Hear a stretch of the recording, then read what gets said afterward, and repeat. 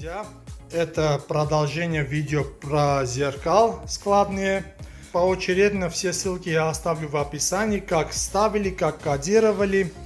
А сегодня будем активировать функцию приветственный свет. Для этого что мы делаем? Для того, чтобы вот этот свет работал, нужно в меню свет, нужно, чтобы у вас была вот окружающий свет. Меню окружающий свет.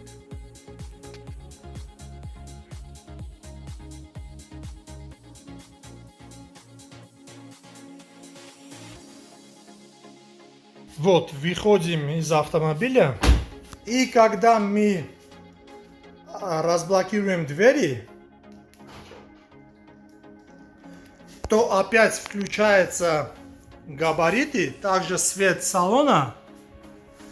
И вот, по сути, должны включиться также вот этот свет. Вот этот свет тоже должен включиться. Но у нас этот свет не включается, потому что мы должны это все кодировать.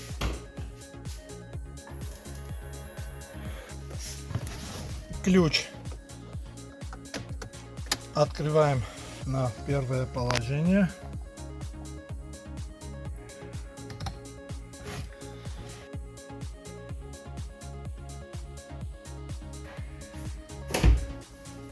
Открываем Vediamo.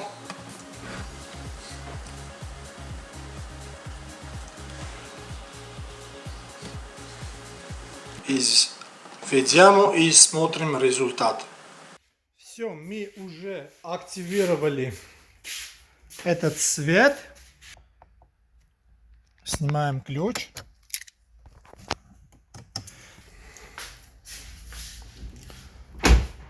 Вот сейчас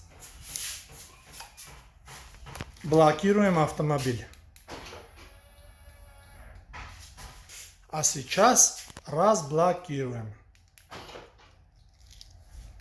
Вот. И у нас уже есть свет. Потом буду показать, как ставить LED лампочку. Открываем дверь.